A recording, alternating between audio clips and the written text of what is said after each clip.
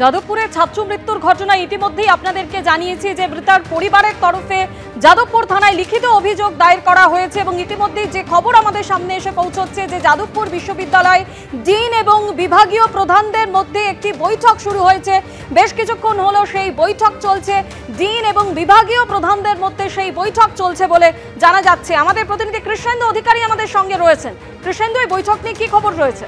দেখো, যাদবপুর বিশ্ববিদ্যালয়ে যে ঘটনা ঘটে গেছে তার পরিপ্রেক্ষিতে জরুরি ভিত্তিতে একটা বৈঠক শুরু করেছে কর্তৃপক্ষ। যাদবপুর বিশ্ববিদ্যালয় কর্তৃপক্ষ সহ উপাচার্য, রেজিস্ট্রার এবং সমস্ত বিভাগীয় প্রধান তারা এই বৈঠকে হাজির হয়েছেন। আমরা যেখানে আছি যাদবপুর বিশ্ববিদ্যালয়ের যে মূল প্রশাসনিক ভবন অরবিন্দ ভবন, সেই অরবিন্দ ভবনের যে কমিটি রুম, সেই রুমে সেই বৈঠক চলছে এবং বিভিন্ন শাখার ডিনরাও সেখানে উপস্থিত আছেন। আজকে মূলত যে কারণে বৈঠক হচ্ছে যে যেভাবে একজন ছাত্রীর এইভাবে মৃত্যু হয়েছে জলে ডুবে, তাতে বিশ্ববিদ্যালয় কর্তৃপক্ষ কি পদক্ষেপ করবে। তুমি জানো যে যাদবপুর বিশ্ববিদ্যালয়ের ভূমিকা নিয়ে, বিশেষত কর্তৃপক্ষের ভূমিকা নিয়ে একদম প্রশ্ন উঠেছে, কারণ নজরদারি এবং নিরাপত্তার প্রশ্ন নিয়ে প্রশ্ন উঠেছে যে এখনো পর্যন্ত যে পরিস্থিতি চলছে সেই পরিস্থিতির জন্য দায়ী কে।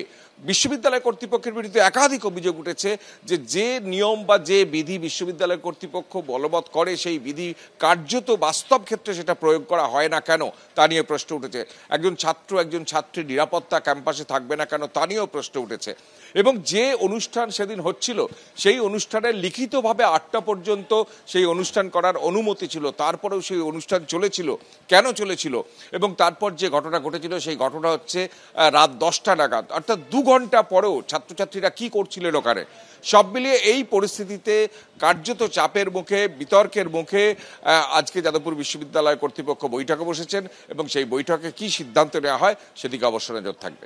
কোনো লাভ হবে না, সিসিটিভিও লাগাতে দেবে না এবং ওখানে বন্দে মাতরমও গাইতে দেবে না।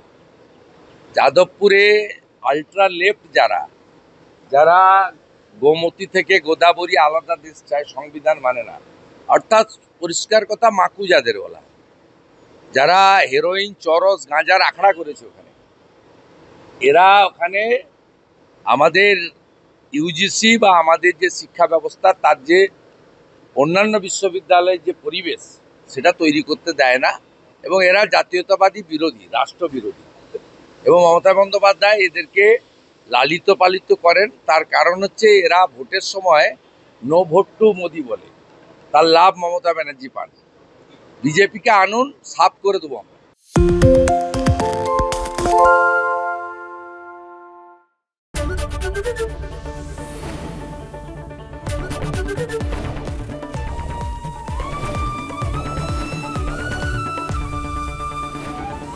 এবিপি আনন্দ, এগিয়ে থাকে, এগিয়ে রাখে।